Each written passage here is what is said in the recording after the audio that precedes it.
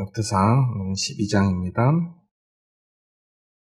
1절에서 22절 말씀 잠목소리를 받들어 읽겠습니다.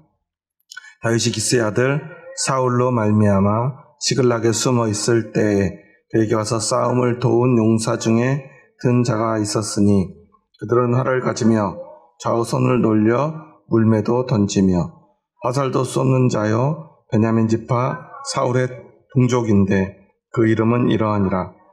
그 우두머리는 아히에셀이요 다음은 요아스이니 기브야 사람 스마의 두 아들이요 또 아스마웻의 아들 여시엘과 벨렉과 또 브라가와 아나도 사람 예후와 기본 사람 곧 30명 중에 용사요 30명의 우두머리가 된 이스마야이며 또 예레미야와 야시엘과 요하난과 그데라 사람 요사박과 엘루세와 여리목과 브라야와 스마랴와 하릅 사람 스바디아와 고라 사람들 엘가나와 이시야와 아사렐과 요에셀과 야소부암이며 그돌 사람 여로함의 아들 요엘라와 스바디아더라. 갓 사람 중에서 광야에 있는 요새에 이르러 다윗에게 돌아온 자가 있었으니 다 용사요 싸움에 익숙하여 방패와 창을 능히 쓰는 자라. 그 얼굴은 사자 같고 빠르기는 산의 사슴 같으니 그 두머리는 에셀이요 둘째는 오바댜요 셋째는 엘리압이요 넷째는 미스만나요 다섯째는 예레미야요 여섯째는 앗대요 일곱째는 엘리엘이요 여덟째는 요하난이요 아홉째는 엘사밧이요 열째는 예레미야요 열한째는 막반네라.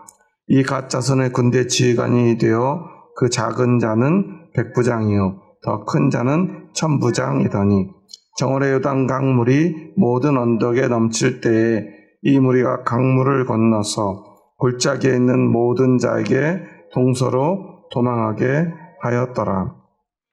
베냐민과 유다 자손 중에서 요새에 이르러 다윗에게 나오매 다윗이 나가서 맞아 그들에게 말하여 이르되 만일 너희가 평화로이 내게 와서 나를 돕고자 하면 내 마음이 너희 마음과 하나가 되려니와 만일 너희가 나를 속여 내 대적에게 넘기고자 하면 내 손에 불의함이 없으니 우리 조상들의 하나님이 감찰하시고 책망하시기를 원하노라 하매 그때 성령이 30명의 우두머리 아마셀을 감싸시니 이르되 다윗이여 우리가 당신에게 속하겠고 이새의 아들이여 우리가 당신과 함께 있으리니 원하건대 평안하소서. 당신도 평안하고 당신을 돕는 자에게도 평안이 있을지니 이는 당신의 하나님이 당신을 도우심이니이다 한지라. 다윗이 그들을 받아들여 군대의 지휘관을 삼았더라. 다윗이 전에 블레셋 사람들과 함께 가서 사울을 치려할 때에 므낫세 지파에서 두어 사람이 다윗에게 돌아왔으나 다윗 등이 블레셋 사람들을 돕지 못하였음은 블레셋 사람들의 방백이 서로 의논하고 보내며 이르기를 그가 그의 왕 사울에게로 돌아가리니 우리 머리가 위태할까 하노라 함이라. 다윗이 스글락으로 갈 때 므낫세 지파에서 그에게로 돌아온 자는 아드나와 요사박과 여디아엘과 미가엘과 요사박과 엘리후와 실르데이니 다 므낫세의 천부장이라. 이 무리가 다윗을 도와 도둑대를 쳤으니 그들은 다 큰 용사여 군대 지휘관이 됨이었더라.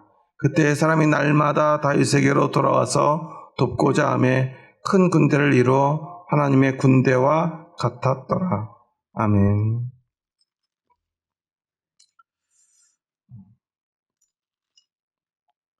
다윗의 30명의 용사들에 대한 이야기가 끝나고 이제 다윗을 그 외에 어떤 시기에 따라 도왔던 용사들에 대한 이야기가 계속됩니다.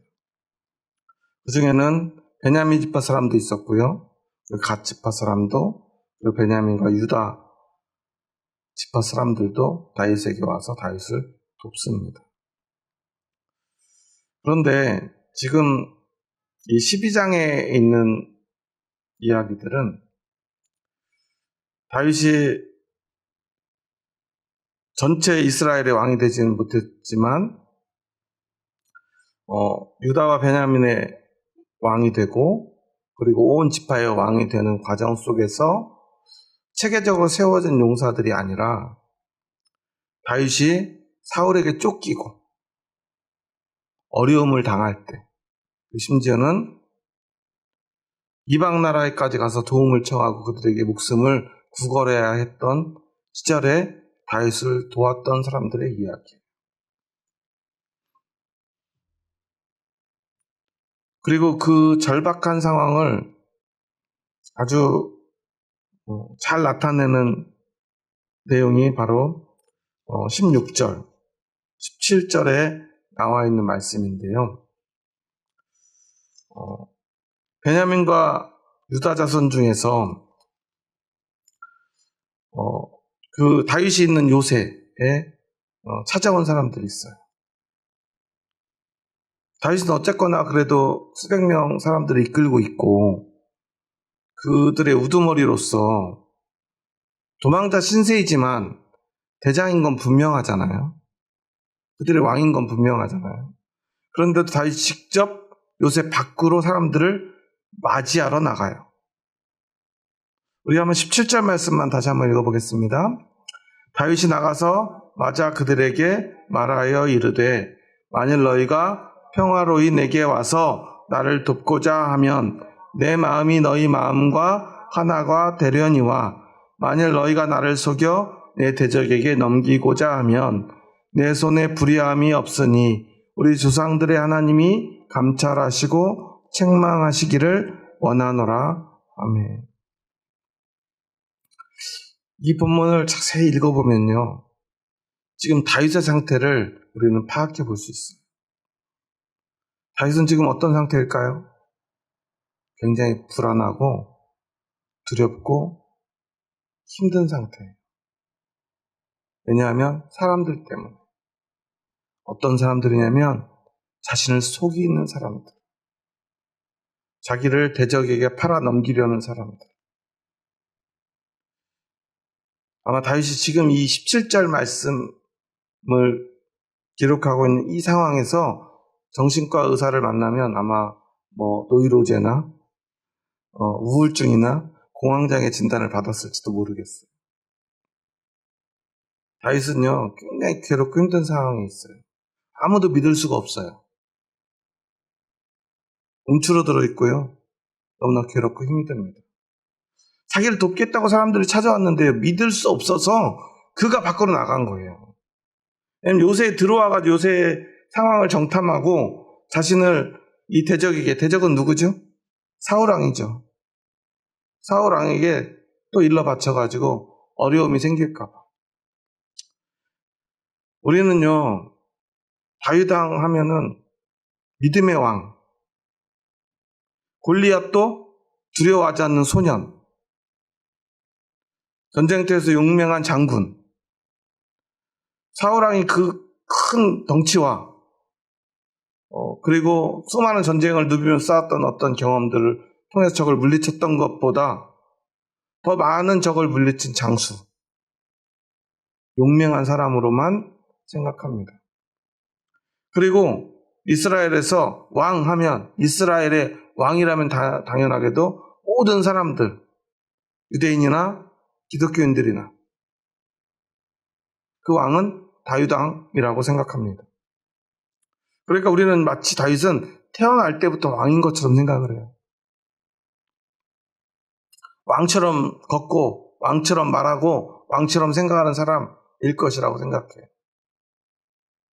그런데 사실 다윗은요, 스스로 왕이라는 자의식이 별로 없는 사람이에요. 늘 양틈에서 잠자고요, 양과 함께 뒹굴고요, 수금을 타고요. 악기를 잘 다루려면 어떻게 해야죠? 감성이 예민해야 돼요. 음악을 좋아하는 사람들은 마음이 여린 경우가 많아요. 감성적이고.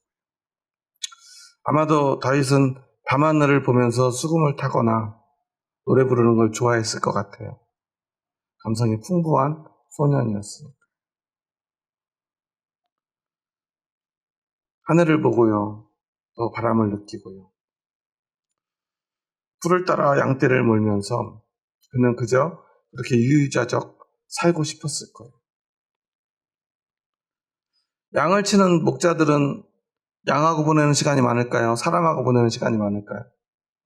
양하고 보내는 시간이 더 많겠죠. 저도 한때 강아지를 키워보니까요. 혼자 강아지하고 둘이만 있으면 어떤 일이 벌어지냐면요. 강아지하고 대화를 하기 시작해요. 신기하게요, 강아지는요. 말을 알아듣는 것 같이 반응을 할 때가 있어요. 그래서 많이 위로를 받아요. 그러다 보면요. 항상 밖에 나가면 일정 시간 지나면 강아지가 보고 싶어져요. 가서 말하고 싶어져요. 특히나 사람들을 많이 만난 날은 빨리 강아지를 만나서 대화하고 싶어져요. 왜 그럴까요? 강아지는 아무 말도 하지 않고 저를 뚫어져가 쳐다보면서 말을 들어주는 것 같거든요. 제가 키우던 강아지는 말티즈다 보니까 좀 새침대기라 좀 다른 강아지보다는 덜하지만 그래도 이렇게 붙들고 같이 품에 안고 얘기하다 보면 마음이 풀어지는 걸 느껴요.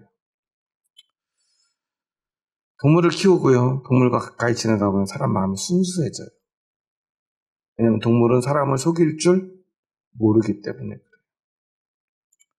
속일 일도 없죠. 속일 능력도 없어요. 동물들은 사람을 속일 능력이 없어요. 그런 말 재주도 없고 말도 못해요. 그런 사람들은 사람을 속이죠. 양을 치던 다윗에게 어쩌면 사람을 이끌어 간다는 것, 사람을 대한다는 것은 너무나 힘든 일이었을지도 몰라요. 그리고 이제 그 절정에 다다른 그 지금 너무나 많은 일들이 있었어요.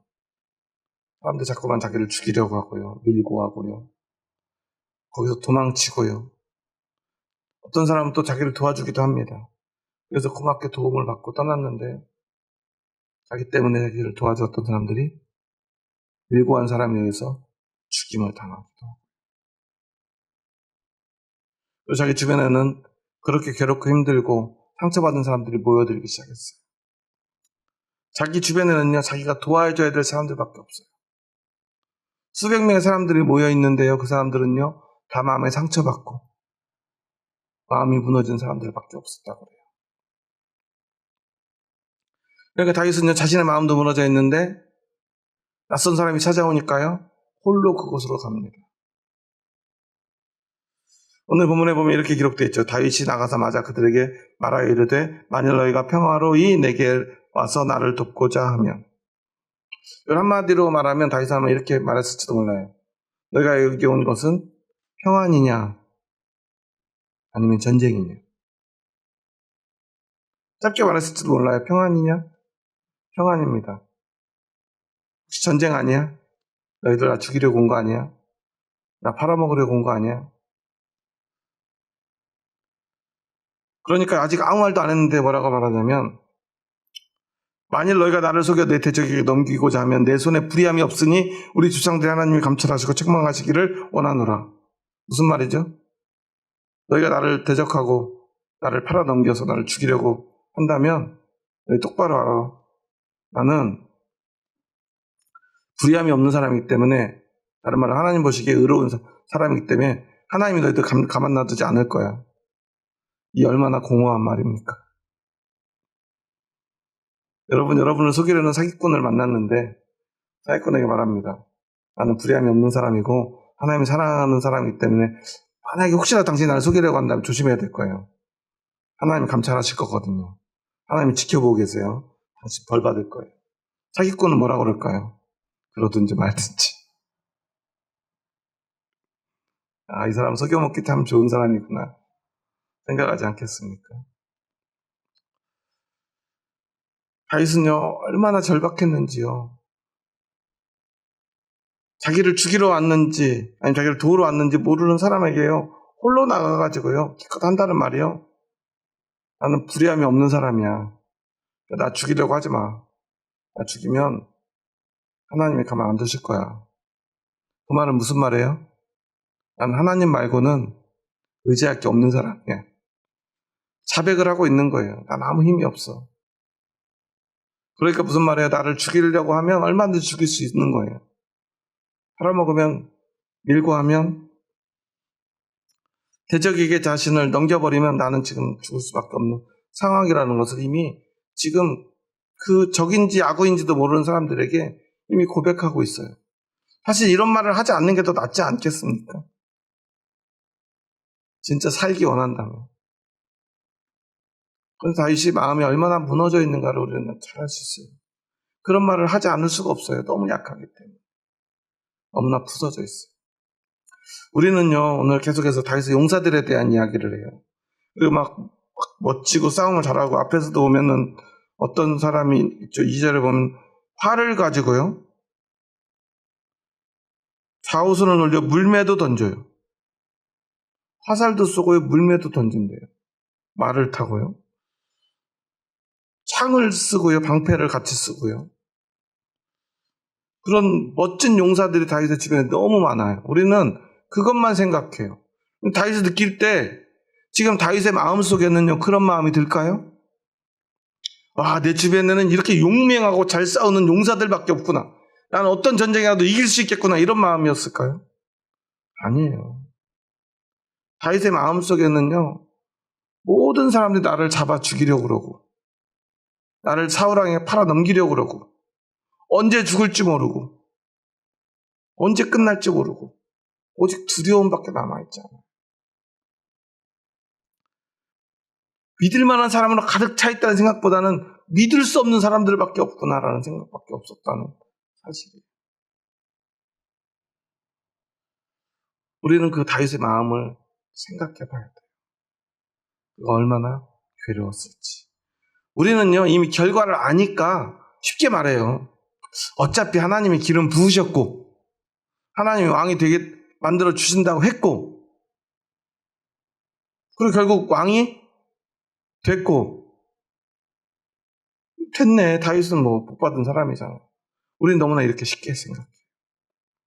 근데 여러분, 양치던 아이가 골리앗 물리치고 장군이 되고 왕 수업하다가 왕이 된 게 아니라는 거예요.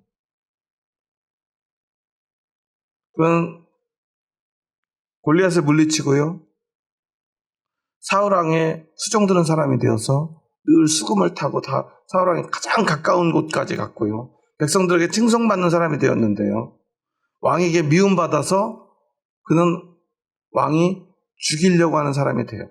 그 말은 무슨 말이 되죠? 다윗은 지금 역적이에요. 조선시대 역적은 어떻게 됐죠? 그렇죠. 그 사람만 죽이는 게 아니죠. 삼족을 멸하는 죄예요. 왕이 되기는커녕 역적이 되어버렸어요. 그래서 가장 큰 권력을 가진 사람과 모든 군대가 다윗을 쫓아요. 다윗을 죽이려고 그래요. 다윗을 잡아주면 큰 상을 받아요. 그럼 어떻게 돼요? 가까웠던 사람들도 적이 돼요. 왜냐하면 사울왕이 두렵기 때문에, 사울왕이 주는 상이 욕심나기 때문에 다윗을 죽이려고 하는 거예요. 솔직히 우리는 좋은 이야기만, 좋은 사람들만 기록해 놓았기 때문에 다윗 주변에는 좋은 사람들만 있을 거라고 생각합니다. 다윗이 좋은 환경 속에서 하나님 안에서 평안하게 있다가 왕이 됐을 거라고 생각해요. 하지만 그렇지 않아요. 다윗을 돕는 사람은 사실 몇 명 되지 않아요.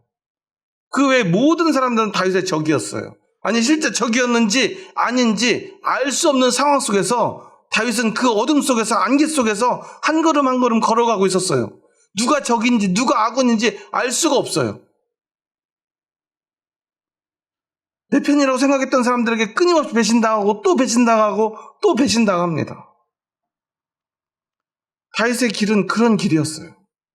얼마나 괴롭고 힘들었는지. 오늘 보면은요, 본문 보면은 막 대단한 용사들만 나오잖아요. 그러니까 다윗에게 우리는 막 용사들, 멋진 사람들만 막 다 몰려와가지고 사울왕 곁에는 그냥 오합 지졸들만 남아있거나 사울왕은 아무 힘도 없을 거라고 착각해요. 그런데 사실 그 반대예요. 다윗의 이름과 함께 거명되는 수많은 용사들이 하나하나가 대단한 이유가 뭘까요? 잘 생각해 보면요, 다윗 옆에 있는 용사들이 대단할 수밖에 없는 이유가 있어요. 사울왕과 싸우려면요, 일당 100, 일당 1000 이렇게 싸우지 않으면 살아남지를 못해요. 그러니까 그들은요, 살기 위해서요, 수많은 싸움을 이겨내고요, 그 싸움 속에서 살아난 사람들이에요. 그러니까 지금은 그 사람들은 그런 능력을 가지고 사람들을 지휘해가지고 큰 군대를 이끌고 전쟁을 해서 이긴 사람들이 아니라 수많은 정규군과 싸워서 살기 위해서 몇 명 안 되는 사람들이 그냥 목숨을 바쳐서, 아니 목숨을 걸고 살아낸 사람들이에요. 그러니까 살아나다 보니까 어때요? 살기 위해 싸우다 보니까 많은 사람을 죽여야만 살아남은 거예요. 그래서 그 살아남은 몇 명의 사람들의 이름이 지금 이렇게 차곡차곡 기록되어 있는 거예요. 그 속에서 우리가 느껴야 될 건 그 처절함이에요. 무엇을 위해서 그렇게 그들이 살아냈는가? 그들은 왜 다윗에게 와서 다윗과 함께 그렇게 처절한 싸움을 해냈는가를 생각해 봐야 돼요.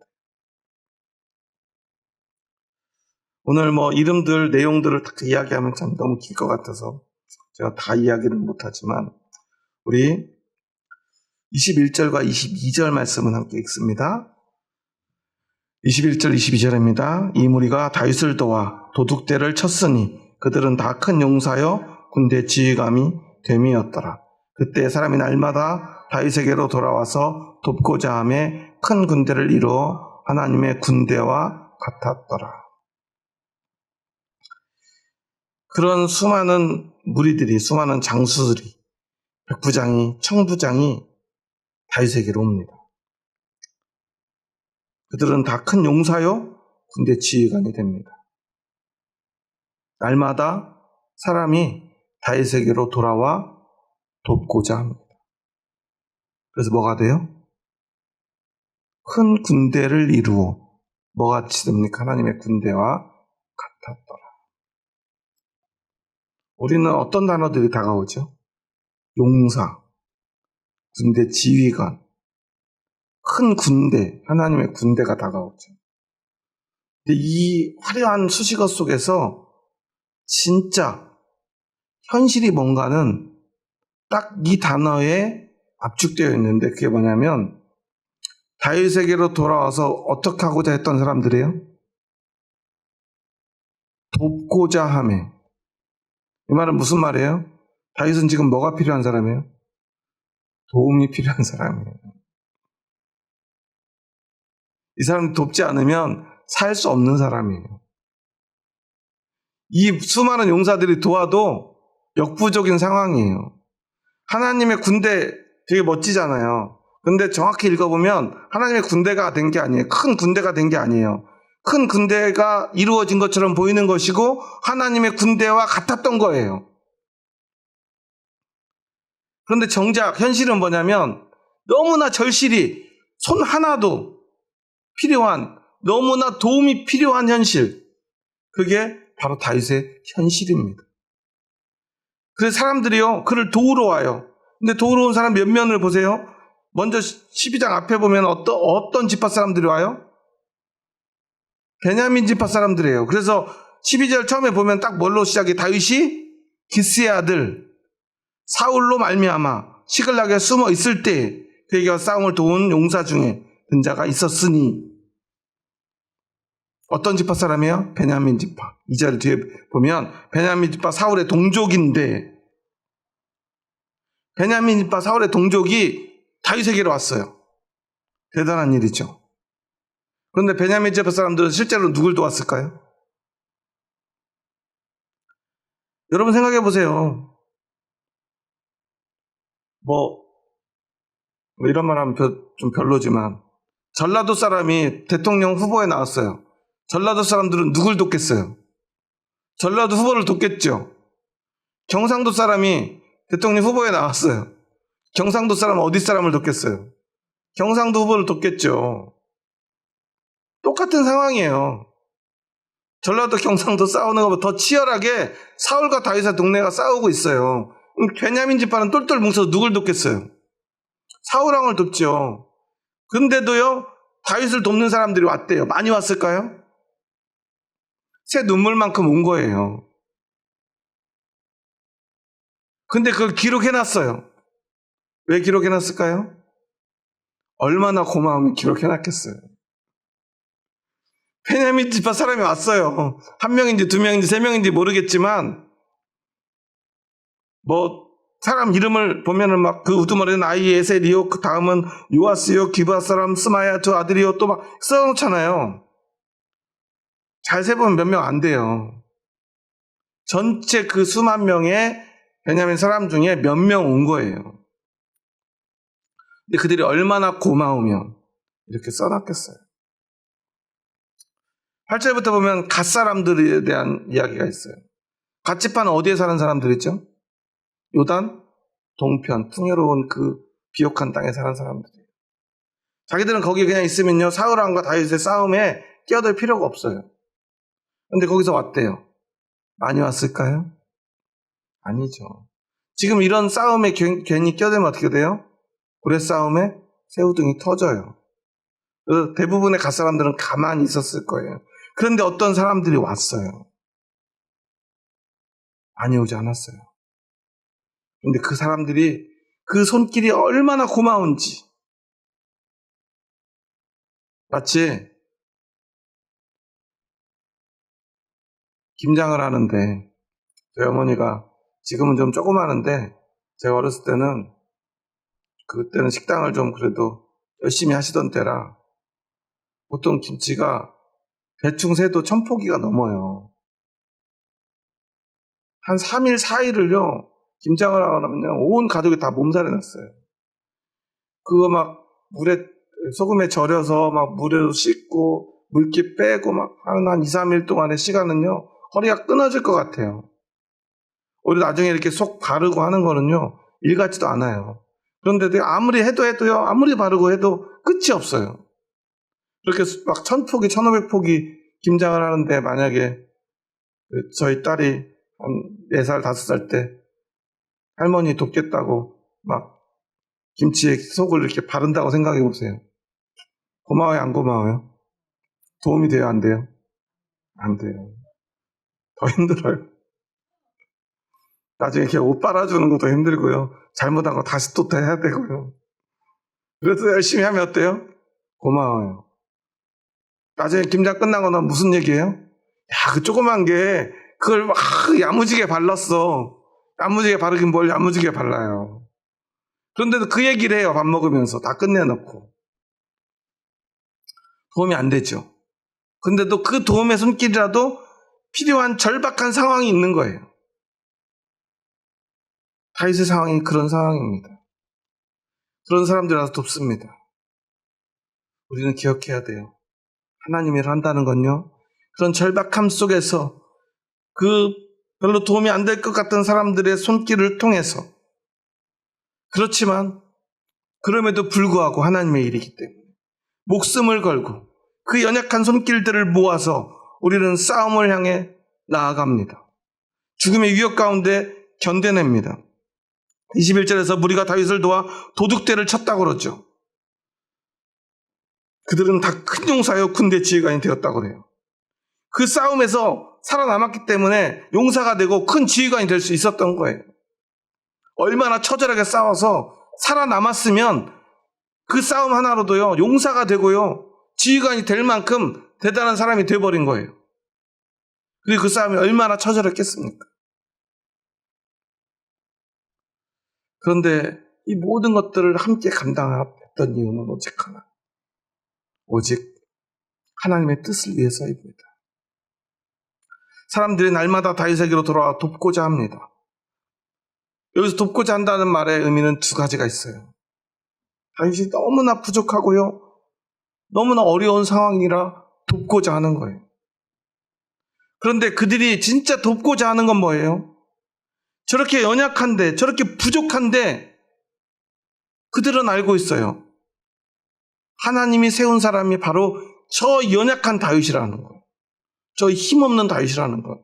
모든 군대를 가지고 있고 왕궁에서 있으면서 모든 걸 가지고 있고 힘 있는 사울왕이 아니라 아무것도 없는, 내가 도와줘야만 되는 저 다윗이 진짜 하나님이 세운 왕이라는 그 사실을 믿었기 때문에 그 믿음이 있는 사람들이 다윗에게로 온 것입니다.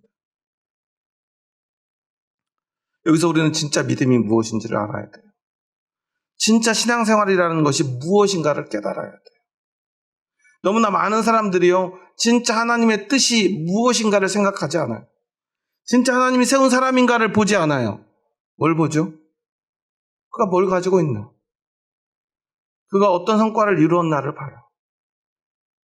그렇게 보면 지금 하나님의 사람은, 하나님의 세운 왕은 누구예요?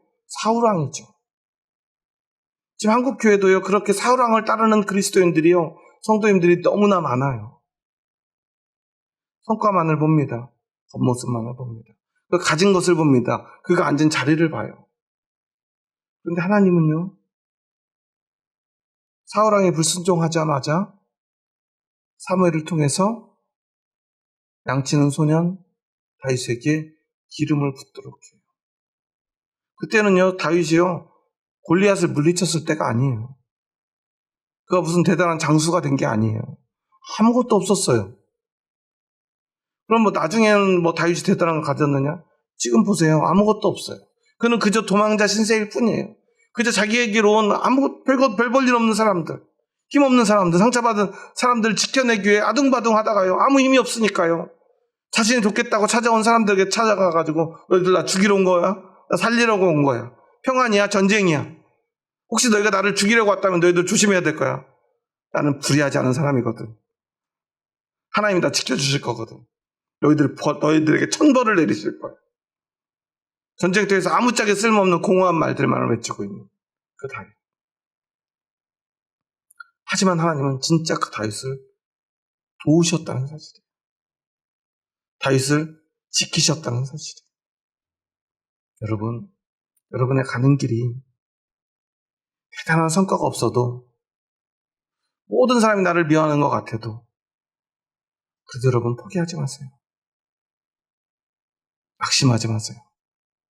그리고 나를 돕는다고 찾아온 사람들을 보면, 면면을 보면 참 한숨이 절로 나오고, 김장을 돕는 손녀의 조막손 같은 사람들 뿐이 없다고 생각이 들어도 낙심하지 않았으면 좋겠어요. 하나님은요, 그들을 전쟁터의 용사로 바꿔주시고요, 그리고 군대의 지휘관으로 만들어주세요. 더 많은 군대와 정규군들 앞에서도요, 주눅들지 않는 사람들로 바꿔주시고요.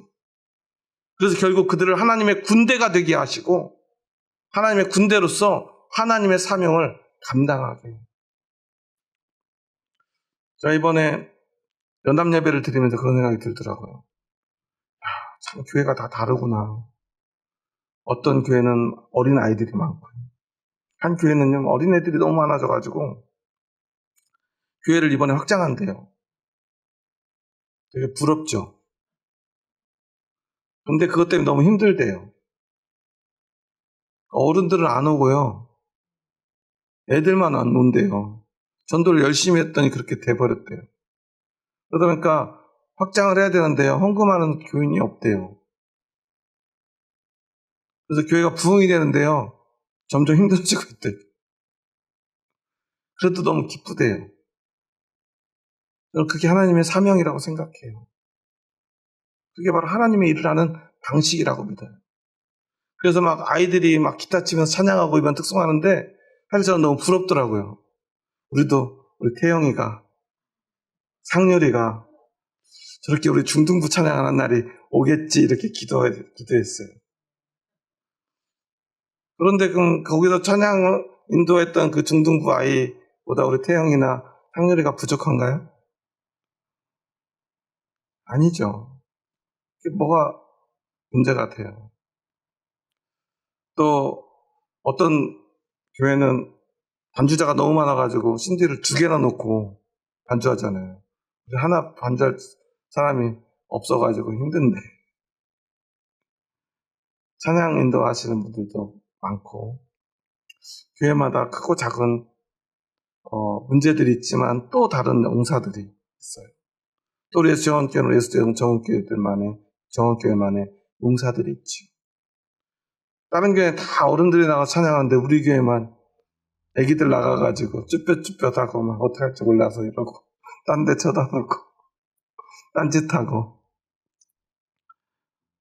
춤춘다고 열심히 추는데 박자 하나도 안 맞고. 근데 저는 깜짝 놀랐어요. 최율이가 그렇게 춤 잘 추고 도영이가 그렇게 춤을 열심히 추는지 잘 추는지 이번에 처음 알았는데요. 서로 다른 용사들을 하나님이 이렇게 보내주셨구나. 우리가 마음을 잘못 먹으면요, 저 교회는 저런 좋은 사람들, 좋은 일꾼들 많은데 우리 교회는 뭔가 이렇게 생각할 수도 있고요. 그 속에서 우리에게는 더 좋은 용사를 보내주셨고 용사로 만들어주시는구나 생각할 수도 있겠죠. 어떤 교회는 생각했죠. 저 교회는 이렇게 교회도 크고 성도들도 많은데 우리는 이렇게 없을까? 우리는 일꾼이 없을까? 사람이 없을까? 재정이 없을까? 비교하며 낙심하는 사람들도 있겠지만 우리 각자는 다 다윗처럼 도움의 손길이 필요하지만 그들을 통해서 하나님의 군대를 이루어가고 하나님의 사명을 감당해가는 사람임을 우리는 기억해야 합니다. 중요한 건 내가 지금 왕이 되는 게 아니에요. 오늘 내가 왕 같은 믿음으로 살아가는 것입니다. 나에게 지금 당장 정규군이 있는 것이 중요한 것이 아닙니다. 별 볼 일 없어 보이는 너무나 부족하고 연약하고 너무나 적은 숫자의 그 사람들. 그렇게 시작되지만 그들이 결국은 전쟁을 겪으며 나와 함께 생사를 가르고 동고동락하며 용사가 되고 지휘관이 되어 결국 하나님의 군대가 되고 나는 하나님 나라의 왕이 되고 우리는 하나님의 나라가 되고 하나님의 백성이 될 거라는 그 믿음입니다. 우리는 그것을 가져야 합니다. 다윗은 그 모든 순간에 노이로제에 걸려서 죽을 것 같은 그 순간도 이겨내며 끝끝내 하나님 나라의 왕이 된 것입니다. 견뎌냈기 때문에 그럴 수 있었습니다. 이겨냈기 때문입니다. 하나님이 그렇게 하시겠다고 약속하셨기 때문에 내가 아무것도 하지 않아도 괴롭지 않아도 편안하게 잘 되는 것이 아닙니다. 하나님의 일을 감당한다는 건 괴롭고 힘든 일입니다. 예수님은 하나님의 아들이신데도 하나님의 뜻을 위해 십자가에 달리지 않았습니다.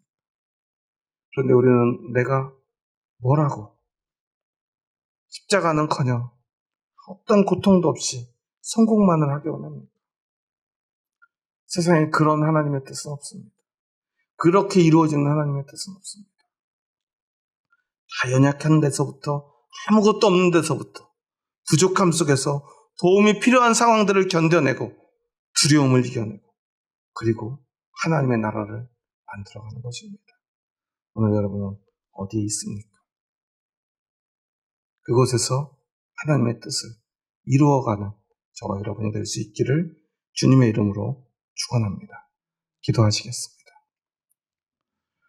하나님 감사합니다. 저희 부족하고 연약한 자들 사랑하셔서 저희들을 주님의 뜻 가운데로 부르시니 감사합니다.